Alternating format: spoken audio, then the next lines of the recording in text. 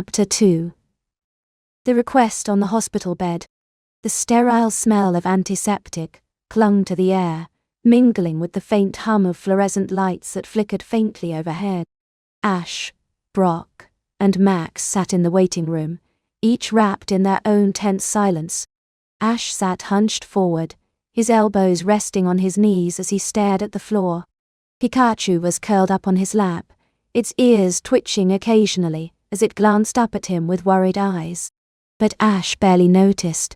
His mind was stuck on a loop, replaying the battle with Team Rocket, the moment May had been hit, and the look on her face as she collapsed. I should have done more. I should have stopped them sooner, he thought, his fists clenching and unclenching on his thighs. Next to him, Max sat slouched in a chair, his legs swinging restlessly as he stared at the ugly, scuffed tiles beneath his feet. His hands wrung together until his knuckles turned white. It's my fault, he mumbled, barely loud enough for the others to hear. That's the 5th time you've said that, Max, Brock said, his voice calm but firm. He leaned back in his chair, arms crossed as he tried to maintain some semblance of composure for the group. It's not your fault. Team Rocket ambushed us. None of us saw it coming. But she got hurt protecting Torchic, Max shot back, his voice cracking. He sat up straighter, his glasses slipping down his nose as he turned to face Brock. If I had been faster, if I had done anything, she wouldn't have had to jump in the way. Stop it, Ash snapped, his voice cutting through the room like a whip. His head shot up, and his sharp eyes locked onto Max. If anyone's to blame, it's me. I'm the one who's supposed to stop Team Rocket. I should have taken them out before they even had the chance to fire that thing. Max flinched, his mouth snapping shut, but he didn't look away. For a moment, tension hung heavy in the air between them. Guys, Brock interjected, holding up his hands in a calming gesture. Blaming ourselves isn't going to help May. What matters now is that she's stable, and that we're here for her when she needs us. Ash exhaled sharply, leaning back in his chair. Pikachu nuzzled his arm, letting out a soft peeker, but Ash didn't respond. Max slumped back into his seat, his head lowering again. It still feels like my fault, he muttered, his voice barely audible. Before anyone could respond, the door to the emergency ward creaked open. Nausea Joy stepped into the waiting room, her expression calm but serious. Her Chanzi followed close behind her, cradling a clipboard against its pink stubby arms. She's awake, Nurse Joy said, offering a small encouraging smile. The group let out a collective sigh of relief. Max practically jumped out of his seat, his eyes wide. But, Nurse Joy continued, her tone somber as she glanced down at the clipboard, her injuries are significant. Ash sat up straighter, his stomach twisting. What do you mean? The energy pulse caused considerable internal damage, Nurse Joy explained. While we've stabilized her condition, her body needs time to heal. A lot of time. She's going to require extensive rest and physical therapy. It could take months, maybe even a year, for her to fully recover. Max's face fell. A year, he echoed, his voice trembling. Brock's brow furrowed, his usual calm demeanor cracking slightly. But she'll recover, right? With time. Yes, Nurse Joy said, nodding. But she won't be able to travel or participate in any strenuous activities for the foreseeable future. Her body simply won't be able to handle it. Ash's heart sank. He could only imagine how May would take the news. She'd worked so hard to make a name for herself as a Pokémon coordinator, and now her journey was at a standstill. Can we see her? Brock asked, breaking the heavy silence. Nuzi nodded. Suno, Yagil dam sawo haninant. She's been asking for you, she said. The group followed her down the hallway, the sterile white walls and polished floors amplifying every sound. Their footsteps, the soft beeping of machines, the distant hum of activity in the Pokémon Center. When they reached the room, Nurse Joy pushed the door open, quietly. May was lying in bed, propped up by a stack of pillows. Her face was pale, but her eyes were open, and a weak smile tugged at the corners of her lips when she saw them. Toshik was curled up beside her, its tiny body pressed protectively against her side. Beautifully's Pokeball rested on the nightstand, like a quiet reminder of her passion and determination. "Hey guys," May said, her voice hoarse but cheerful. "May, Dena Hananiwa." Max darted forward, nearly knocking over a chair in his haste to reach her. He stopped just short of the bed, his hands gripping the edge of the mattress. You okay? Does it hurt? Do you need anything?" May chuckled softly, her voice weak but warm. "Max, I'm fine. Well, mostly fine. You don't need to freak out." Max's lip quivered, and he looked away, wiping at his eyes with the sleeve of his shirt. "You scared me," he mumbled. Ash stepped closer, his heart heavy as he looked at her. "You really scared all of us," he admitted, his voice quieter than usual. May's smile softened, and she met his gaze. "I'm sorry," she said, her tone sincere. "I didn't mean to." "Stop apologizing," Brock said as he pulled up a chair next to her bed. "The important thing is that you're safe now. But, May, we need to talk about what Nurse Joy said." May's smile faded, and her gaze dropped to her hands, which were folded neatly in her lap. "Yeah," she said quietly. "I heard." Torchic nuzzled against her side, letting out a soft chirp as if trying to comfort her.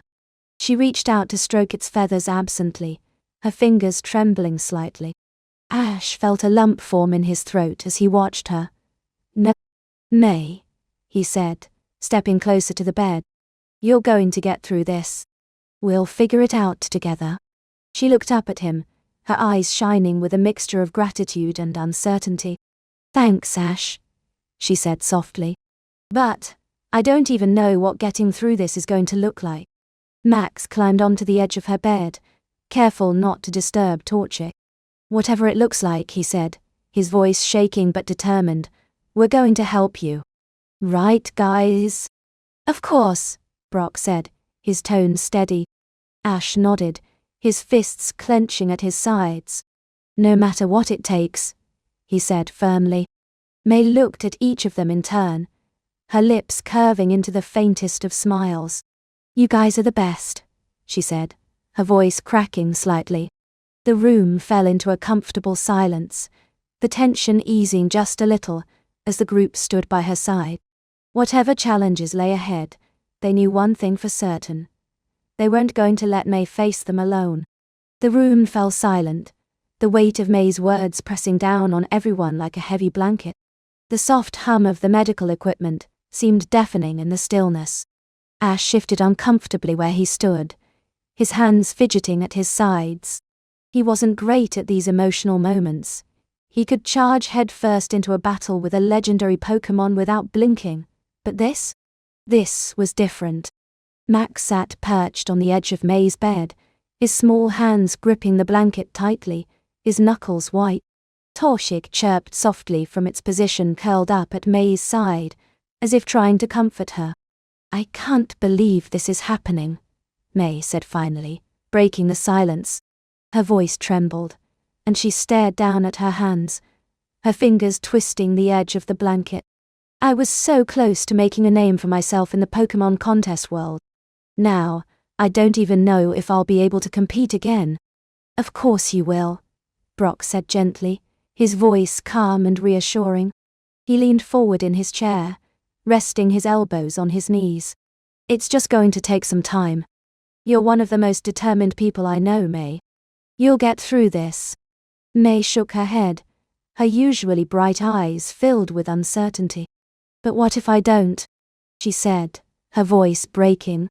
Tears welled up in her eyes, and she quickly wiped them away with the back of her hand, as if refusing to let herself cry in front of them. "What if everyone forgets about me? I've worked so hard to get this far, and now it's all slipping away." "May," Ash said, taking a step closer to the bed. His hands clenched into fists at his sides, his brow furrowing. Nobody's going to forget about you. You're one of the best coordinators out there. You'll come back stronger than ever. May let out a shaky laugh, but there was no humor in it. You don't understand, Ash. In the contest world, it's all about staying in the spotlight. If I disappear for a year, I'll lose everything. The fans, the judges' attention, the momentum I've built. It'll all be gone. Ash opened his mouth to argue, but the words caught in his throat when he saw the pain in her eyes. He'd never seen May like this before.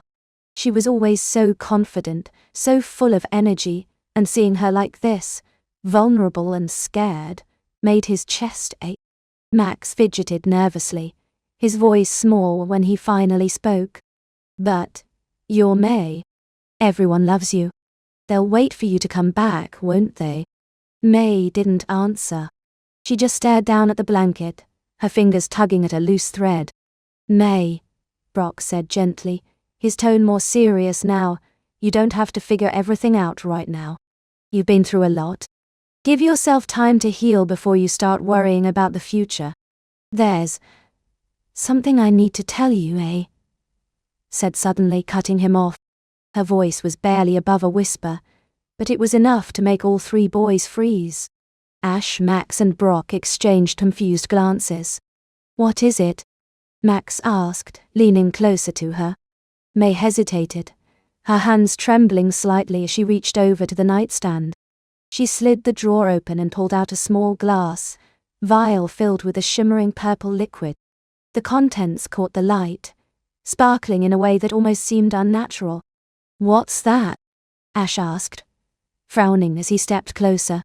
It's an experimental potion, May said, holding the vial carefully between her fingers. Her voice wavered as she spoke, and she avoided their eyes. Something Professor Birch sent me a few weeks ago. He called it a mimic potion. Max tilted his head, his curiosity momentarily distracting him from his worry. Mimic potion. What does it do? It's made from ditto DNA, May explained. If someone drinks it, they'll transform into a perfect copy of another person, down to their voice, mannerisms, and even their abilities. Brock's eyebrows shot up, his medical curiosity instantly piqued. That's incredible. But why do you have it? May looked down at the vial, her fingers tightening around it. Professor Birch thought it might be useful for coordinators, like if someone wanted to perform anonymously or protect their identity. I wasn't sure what to do with it, so I just kept it in case of an emergency. Ash stared at her, a sinking feeling forming in his stomach. He didn't like where this was going. May, what are you saying? She finally looked up, her eyes filled with desperation. Ash, I want you to take my place. Ash blinked, his brain struggling to process what he'd just heard. Wait. What? You heard me, May said, her voice steadier now, though her hands still trembled. I want you to drink the potion and take my place in the Pokémon contests. You can compete as me, keep my name alive while I recover. Max's jaw dropped. You want Ash to pretend to be you? Why not? May shot back, her tone defensive. Ash is a great battler. He's got the skills to win, and with the potion, he'll look and act exactly like me. Nobody will know the difference. Ash held up his hands, panic flashing across his face. Whoa, wait a second. May? In a contest? May, I don't know the first thing about coordinating. I'd probably trip over my own feet trying to do one of those fancy poses you always do. It's not that hard, May said, brushing off his protests. I can coach you from here. You've seen me compete 100 times. You know how it works. Brock leaned back in his chair, rubbing his chin thoughtfully. It's not the worst idea. The potion would make him a perfect copy of you, so he wouldn't need to worry about looking or sounding the part. Brock, dog, ein, ni sidi steg high, ni sidi, Ash exclaimed, glaring at him. You're supposed to be on my side. I'm just saying it's possible, Brock said with a shrug. Not that it's a good idea. Max crossed his arms, his expression skeptical. I don't know, May. Ash doesn't exactly scream coordinator. Hey. Why? Ash protested. I can be graceful. Max raised an eyebrow. Remember that time you tripped over a rock in the middle of a battle? Ash flushed. That was one time. Guys. May snapped, her voice rising slightly. Both Ash and Max froze, turning their attention back to her. She let out a shaky breath, her shoulders slumping. Look, I know it's a crazy idea, but I don't see any other way. If I don't stay in the spotlight, everything I've worked for will be gone. Please, Ash. I wouldn't ask you if it wasn't important. Ash stared at her, his stomach twisting. He hated seeing her like this, so desperate, so scared. But could he really pull it off? Could he step into her shoes and compete in a world he barely understood? He hesitated, glancing at the vial in her hand. I don't know, May. This is a lot to ask. I know, she said softly. But I trust you. And I know you can do it. The room fell silent again, as Ash looked at his friends, the weight of May's request settling heavily on his shoulders. The room went dead, silent. Ash blinked, staring at May like she'd just asked him to wrestle a Gyarados. Wait. What? I want you to take my place, May repeated, her voice trembling but resolute. While I recover, you can compete in the contests for me. With this potion, you'll look and sound exactly like me. Nobody will know the difference. Ash froze, his brain trying to catch up. May, that's... He stumbled over his words, throwing his hands in the air. That's crazy. I can't do that. Why not? May shot back, her tone sharp with desperation. She pushed herself up slightly on her elbows, wincing as she did.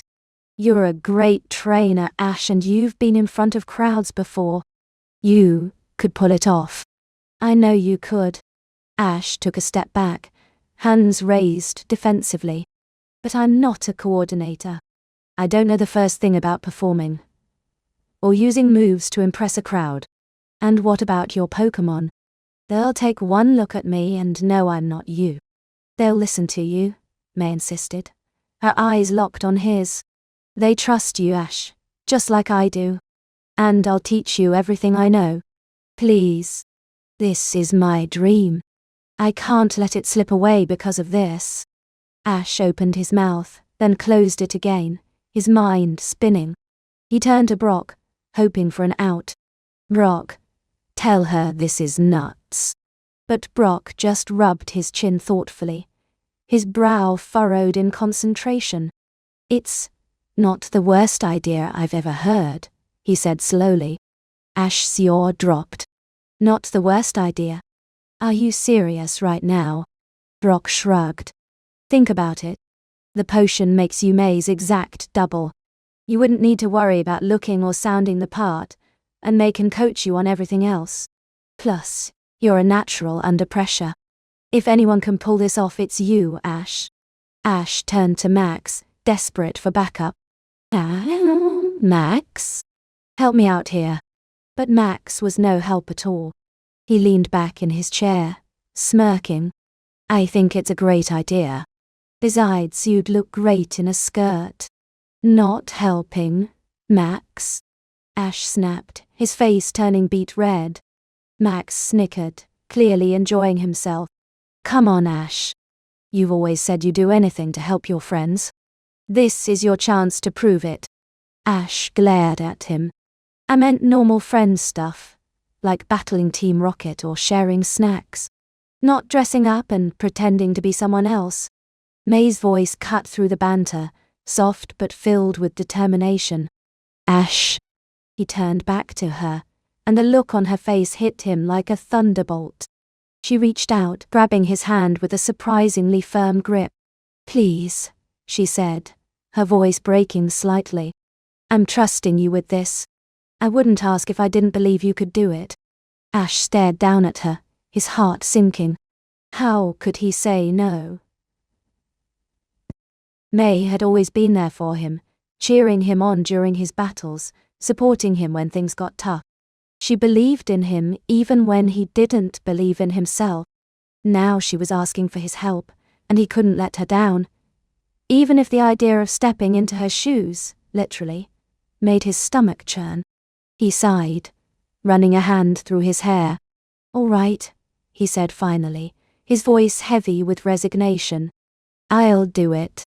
May's face broke into a wide smile, her eyes shining with relief. "Thank you, Ash.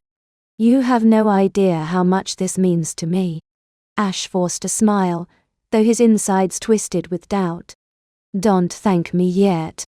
I have no idea what I'm doing." "That's okay," May said, her tone already lighter. "We'll figure it out together. I'll teach you everything you need to know." "Great," Ash muttered under his breath. "Just what I always wanted. Contest lessons." Max snickered again, leaning over the bed rail. "Do you think you'll have to learn May's poses too? You know, like the twirling and the winking?" Ash shot him a glare that could have melted steel. "Keep it up, Max, and I'll make you drink the potion instead." Max held up his hands, grinning. "Hey, I'm just saying, if you're going to do this, you've got to commit. Maybe practice your hair flips while you're at it." "Max," Brock said, his tone warning but amused. Ash groaned, rubbing his temples. "This is going to be a disaster." "No, it won't," May said firmly. "I'll take care of everything. You just have to trust me." Ash looked at her, the vial of shimmering purple liquid still clutched in her hand. He couldn't shake the feeling that his life was about to get a whole lot more complicated. "I trust you," he said finally.